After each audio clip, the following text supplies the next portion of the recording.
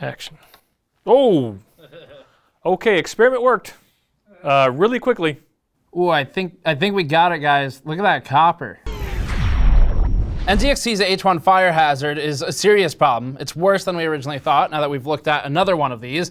And the company's behavior over the past 3 months, but especially over the past couple of weeks while we've been looking at this issue, has been appallingly irresponsible and negligent. This is a real problem that you need to be paying attention to. We tried to give NZXT a courtesy notice on this one so that they were made privately aware of our concerns and could work on a resolution behind the scenes while we worked with them. Instead, the company decided to ignore us for 7 days. It wasn't until I emailed the CEO personally that we got a response. And the response from the CEO's copied PR person was sophomoric PR spin that offensively seemed like it was trying to trick us. So we won't even give it the time of day. We sent NZXT a huge list of concerns. We spelled it out in detail. We backed it up with the testing that you're going to see in this video that we've worked on for quite a while now. This all validated that in our test cases with the units that we had, NZXT seems to have a much bigger problem on its hands than shipping nylon screws. The company then, rather than working with us behind the scenes to answer our concerns or address literally anything in the email, pulled off a slimy move of trying to get ahead of our publication by posting a hastily written statement that appeared to co-opt our own private warnings. To say that this pissed us off is a tremendous disservice to the actual emotions we felt here, because this is a serious problem, and NZXT has been memeing away on its Twitter account, as it ever does, telling people to just yank hard. By getting ahead of us, rather than responding to us with the same statement that it posted publicly, NZXT gets to try and look like the good guy. Instead, though, it is exhibiting the slimiest behavior we've ever seen. NZXT has met enough of the slime prerequisite to probably head up a hedge fund now. NZXT made vague promises of updates, but didn't commit to what they were, and seems to be avoiding listening to our demands, which are to ensure the safety of owners of this product, although assuredly, they'll tell you that's what they're doing. It seems like NZXT is waiting for us to say something before it commits to any kind of updates. So, NZXT will tell you what we want. Again, this time in public. What we want is a formal recall of the old riser, the PCIe riser included with at least the NZXT H1, including those which have shipped recently that had the nylon screw fix. We'd also like to see a reissuing of safe new risers to all users who have the case or are potentially affected by the issue. We have a lot of problems with the way that NZXT has handled this entire situation.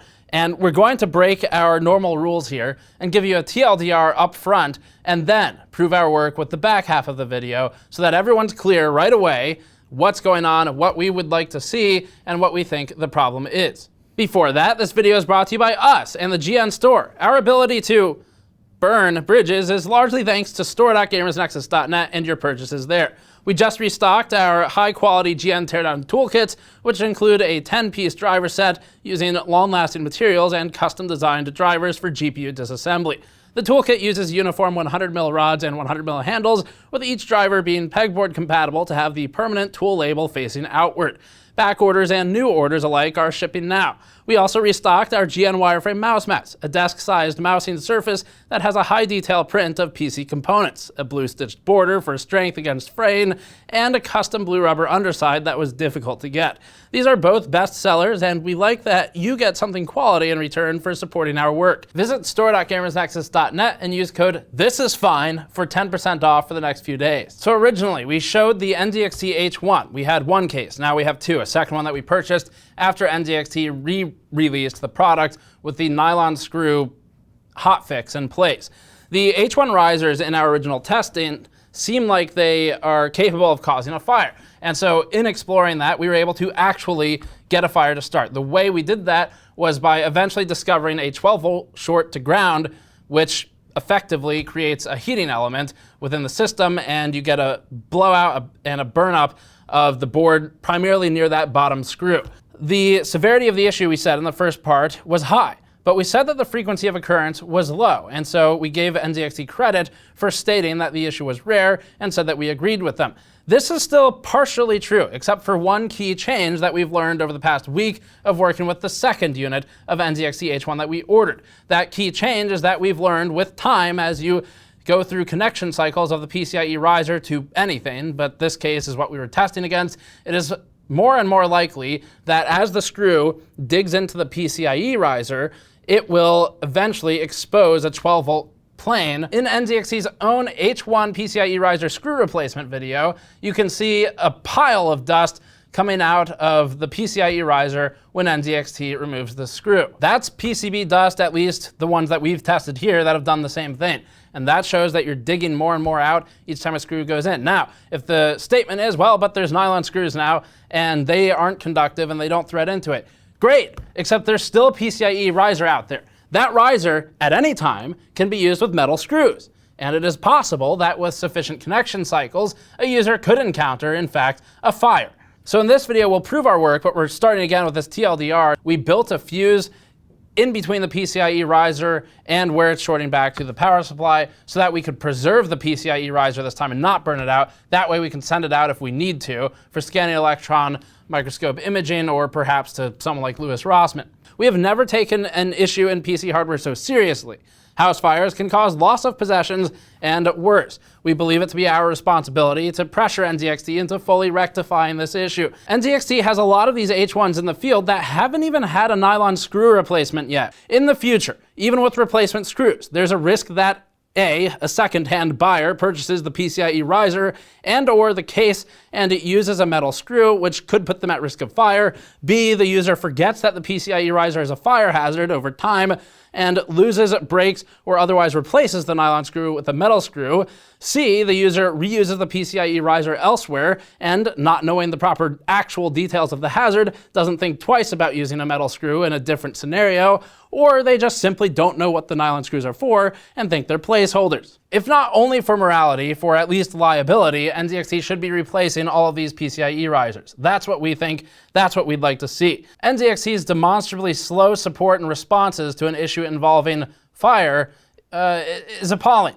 And this should be the top priority for the company. So that's the deal. Let's get into what the original video was going to be, and we'll prove all of the work. So in part one, we had Patrick do some digital multimeter probing. We're gonna have him do that again on the new riser because if the issue is still there, we'll see it on a multimeter without even needing to do anything else. The screws are irrelevant to the fact that the PCIe riser may be itself defective. So we're gonna look at that. One thing that got cut from the first video that I think we definitely should talk about is that when we removed these are the new screws, by the way. When the metal screw was in here and I removed it on the first case, it came out with a ton of PCB powder. So the threads on NZXT screw, not the one that we put in there later, which was the same thread spec, but the threads on NZXT's screw in stock configuration when we removed it were completely caked with PCB powder. So at this point, what we're gonna do is this. Now that I've seen the fix, I'm gonna throw this to Patrick, who will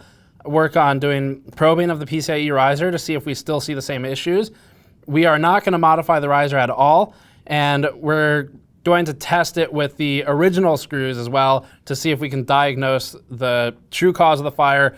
The first thing Patrick noticed was that the nylon screws aren't even installed properly, and that's not nitpicking. This is indicative of another problem. One screw is cross-threaded in the nut, and we noticed that these screws break easily when tightened. NZXT includes 3 in its replacement kit, likely for this reason. The problem is that the likelihood of someone installing a metal screw goes up as the chance of these breaking also goes up, especially if the people don't understand why they're there, which is likely because not everyone follows our videos. We had one viewer ask us if these plastic screws were placeholders and if they should be swapped for metal ones. No. We also noticed PCB dust on the riser cable holes and deformation around the holes of this brand new riser from this out-of-box H1, indicating that NZXT removed the original metal screws from old stock, but still dug into the PCB in the process. The nylon screws don't thread into the PCB and are narrower. So that's what this is. In probing the new PCIe slot, we noticed that the 12-volt pins and the ground pins don't read as continuous to the hole initially, unlike our first sample, but this still tells us that we're on the right track. It might not always be an instantaneous issue, which is why the frequency of occurrence was low, but it can be an instantaneous issue, and certainly over time, it can develop into a fire hazard as these holes go through a few screw cycles. Finally, we noticed this PCB is revision 1.3, the same as the old one that caught on fire, indicating to us that the PCB itself has had no changes. So now, what I want to do is install this with just one of the screws. I'm going to leave the other one alone so that we have a second place we can check later. And install this to the case. I'm going to use the original screw that came with the enclosure, and that will create some threads in the hole because the screw is simply too large for it, as you can see there. So once I screw that in, it's going to chew through it in a way that the nylon ones were not. If NZXT originally had this screw in here and then removed them and added the nylon ones before shipping, it's possible there's already threads in there. It's easy for the coating to come off, and you can actually see that there is some underlying metal showing through, especially on the threads.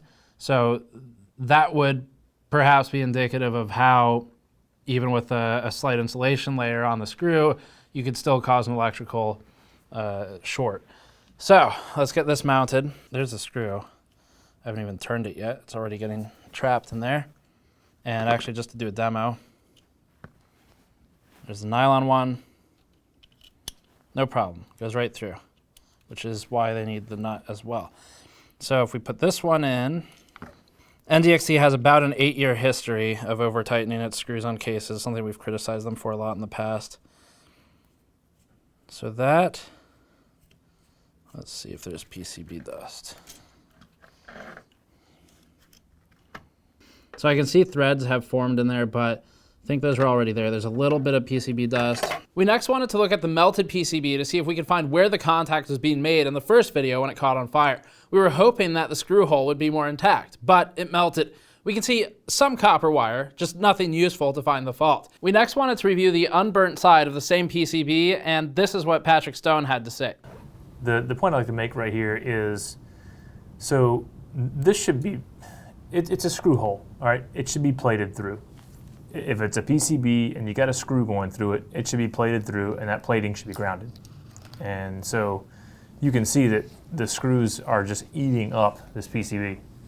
And yeah, so this can be done better. This screw hole only ever underwent 2 to 3 connection cycles from the first NZXT H1 case we looked at with the original NZXT H1 screw, and it already looks like this.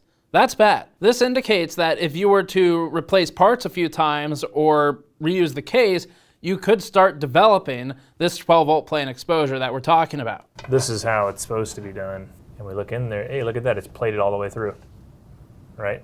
And so that's how it's supposed to be done. We did a continuity test to see if the ground pin and this were linked, and they were, so. In order to try and just get it back to conditions where we know for sure there's a problem, built a system, and then on Stone's recommendation here, we've got 2 probes hooked up. So one is going into pin 4, which is ground. One's going into pin 2, which is 12 volt on the opposite side.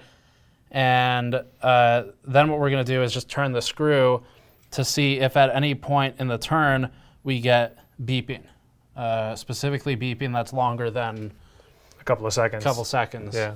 So we were talking about, before we got on camera, how there's potential. So to recap, NZXT and us, actually, we agreed with them, said this was a low frequency event, the fire that is.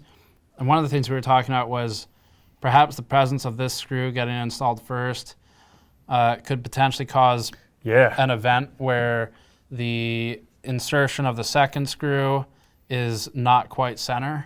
Yeah, exactly. So this goes back to what we were saying, where we had that animation in part 1 where some people were like, oh, that's not really how a screw works, which is true. We could have showed that better. But the real problem is that this PCB is not just like a thread in a wall or in a car part or something. It's not like a metal thread. We didn't need a tap and die kit to make that threading. Right. That thread was made from a screw going in and out. Yeah. And so it's not going to be in the same spot every time. If there's another screw present that's sort of offsetting it, or if you engage the threads a little bit differently, like at a slight angle or whatever. Mm-hmm. So that's potentially part of the problem they had, was maybe the order of the screws, the angle of the screws, or maybe even the torque we talked about as well, as because you could be compressing the board or something. Mm-hmm. Yeah, and so especially here, if this screw is put in,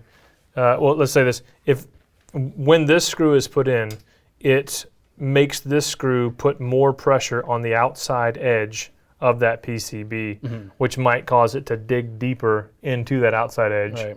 And looking at the burnt remains of the old PCB, it looks like that 12-volt plane goes all the way around the screw. So it's possible that the contact point could be on that outside edge where it's pretty thin. Piece was hanging on with a little piece of copper. Right? Yeah. So the thing we really want to look for is does it continue? Exactly right. And potentially create the heating element we talked about the first time. Yeah, and so we're ready to go, right? I mean, yeah, we're ready to go. I think it will actually. So I think I have it in a spot where it's going to beep right away. What I'll do while Steve is moving the screw is I'm going to put this guy in like that.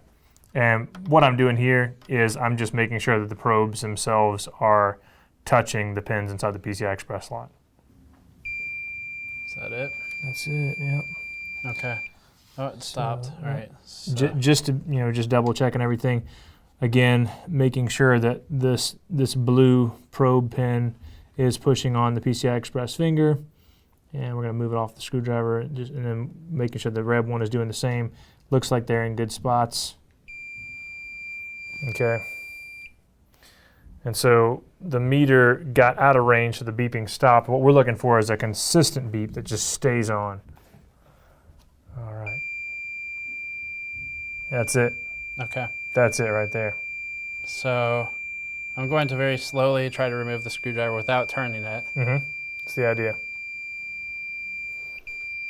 All right. So we'll let that go for a second to make sure. Get a shot of that meter too. You'll see that this is just stuck at a single value. It's not rising anymore. Yeah, so when you're looking at a 12-volt to ground connection with the power supply connected, this number will just rise up.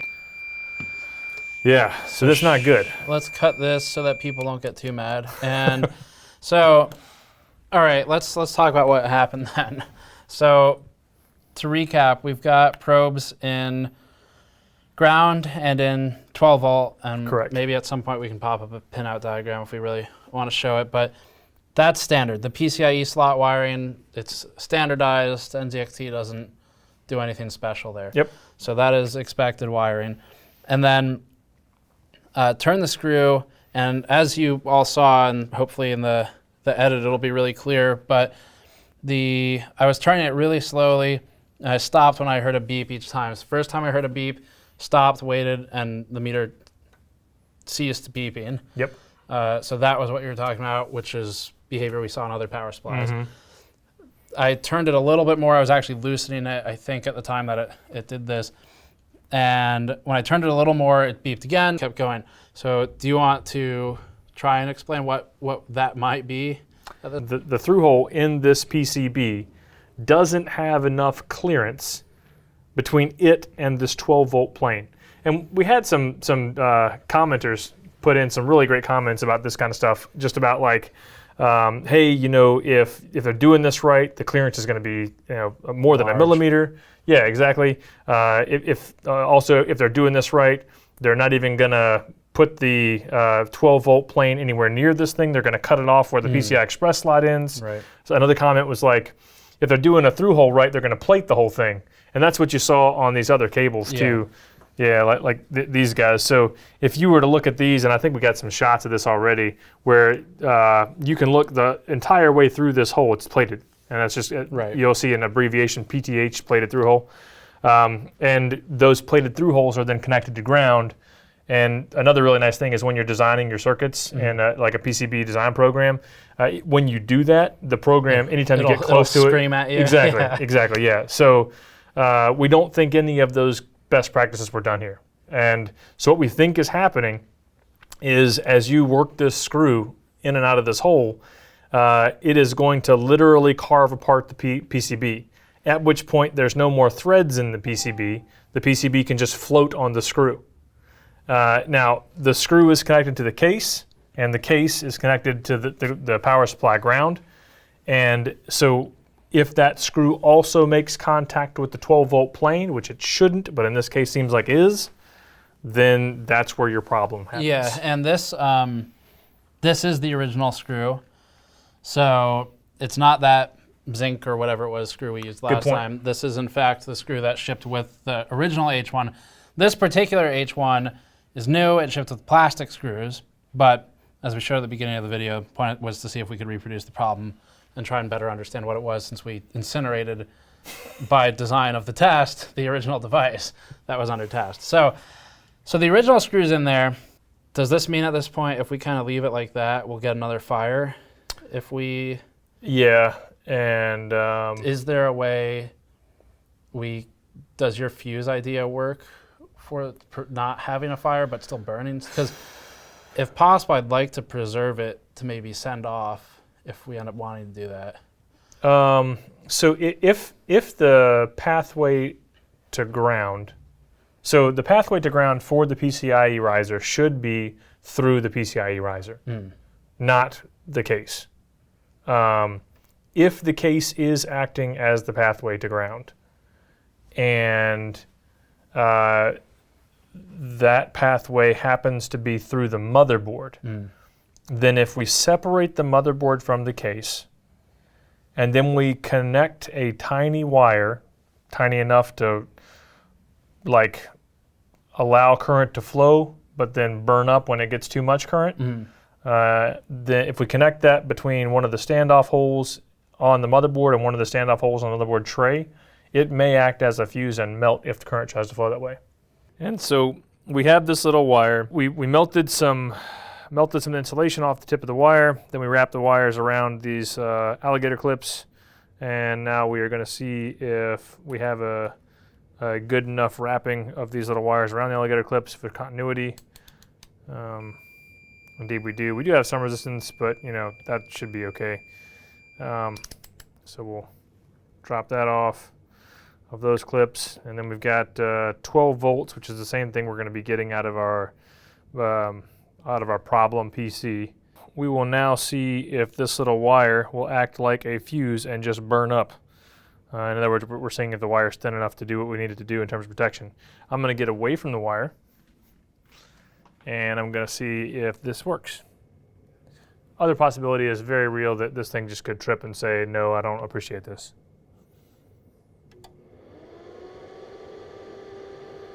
That looks like some very real melty wire. Yeah, this wire will show us that there is a path to ground that there should not be. Give it a go, I guess. In theory, it could do 54 amps. So this is the foam we put in between the motherboard and the motherboard tray to make sure there's no connectivity between the two. Otherwise, we're right back in that fire hazard situation. And we just wanted to show you guys that there was, in fact, an insulator between the two conductive parts. And generally, you'd have a screw that goes through this through hole and into the motherboard tray. And again, we want to point out that those through holes usually have ground contacts in there. And then on the bottom side over here, we've got this piece of rubber. It's actually the thermal foam that we use for overclocking, supporting the motherboard from the bottom. And then on the top side over here, you could take a blade and stick it in there and show that there's space between the other parts of the case and the motherboard as well. So on all sides of the motherboard, it's making no connectivity, no connection to the chassis. And that's what allows this thing to run without having any problems right now. But as soon as you build this thing normally, you're right back in the same problem. All right, so we are ready to try our burning the wire experiment with the motherboard.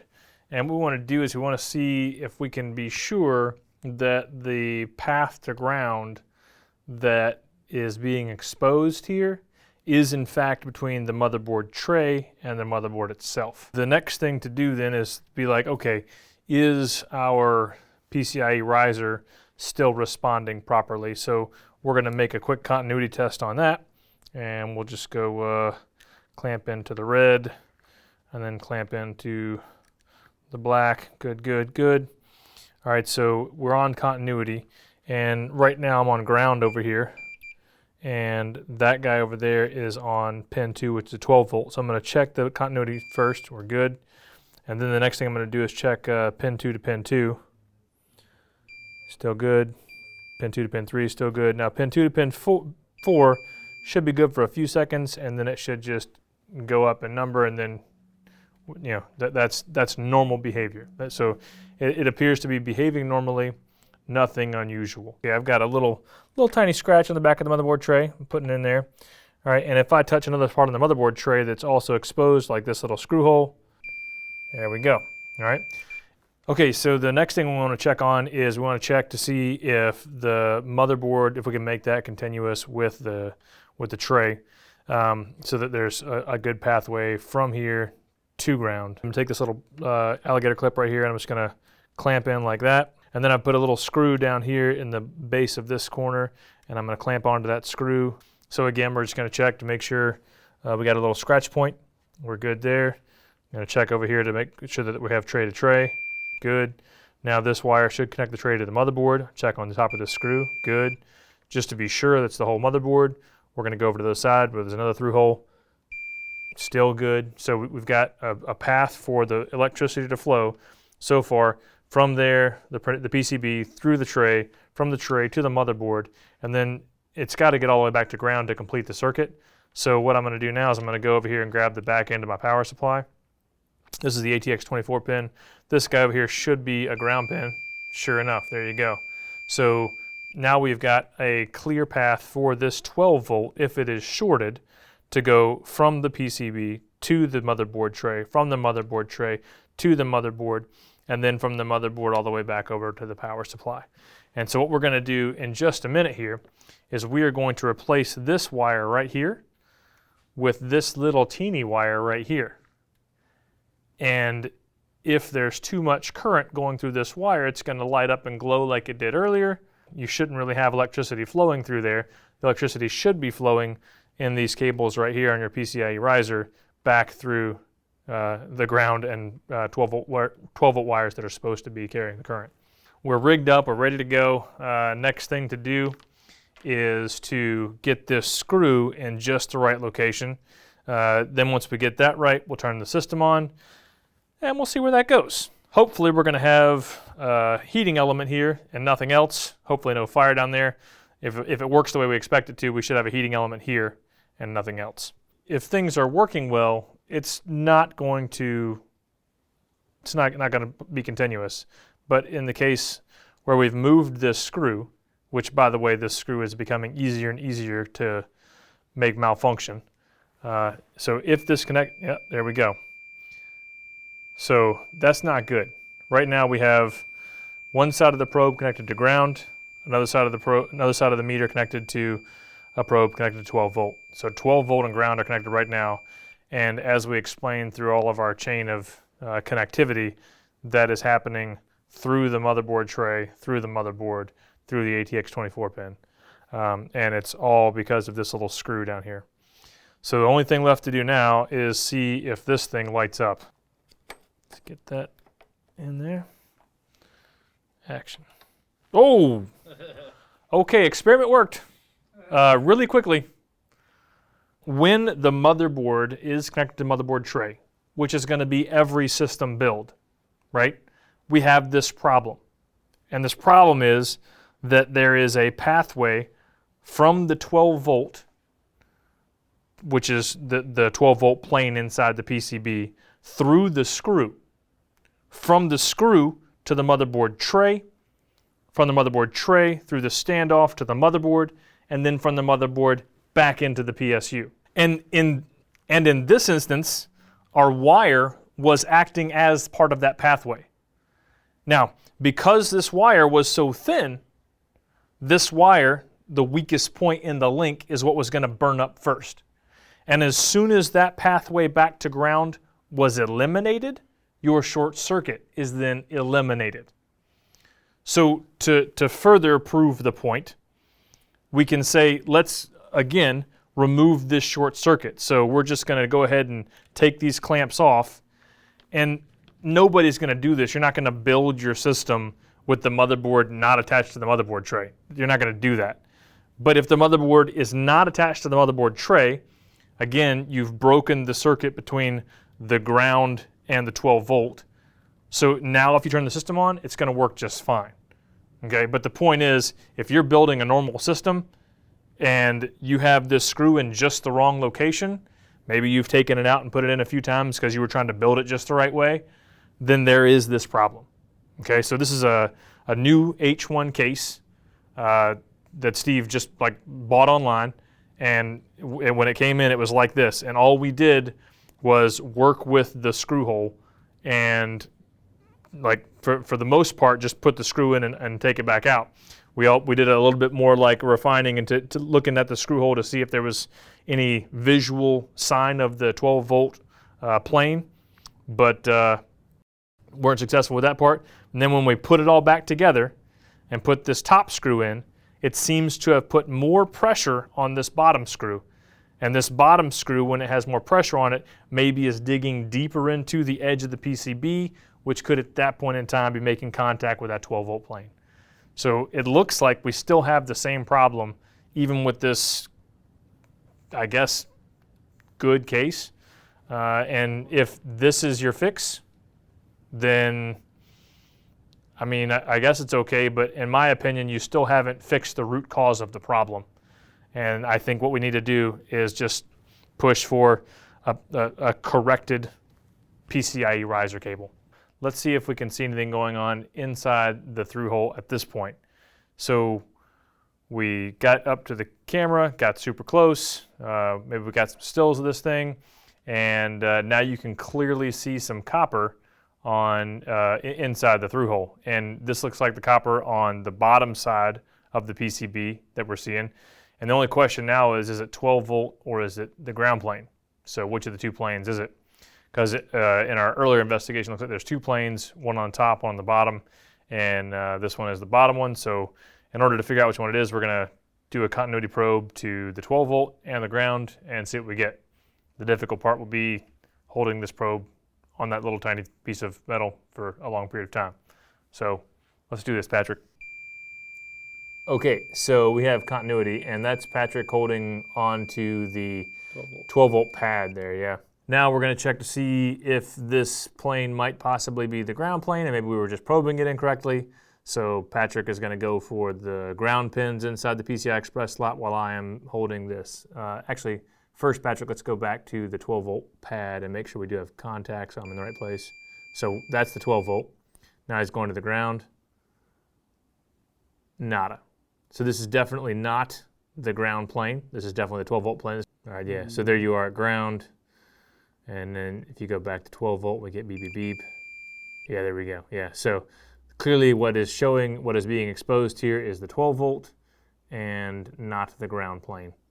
And yeah, I think that's pretty conclusive that the problem is that there's an exposed 12 volt plane. Hopefully NZXT will do something great and fix this for all the consumers out there. Want to keep you guys safe. So that's it. That's the video. There won't be a conclusion section here this time because at the beginning of the video, we moved it to the front. This is such an important issue. We want to make sure absolutely everyone sees it. If you have one of these cases, please get rid of the PCIe riser. You can keep using the case. If you love the case, that's fine. But we would strongly suggest that you find another riser if you can. And of course, you can always subscribe for more. You can go to store.gamersnexus.net. If you'd like to support us directly, you can use code THISISFINE for a 10% discount for the next few days. And we'll see you all next time.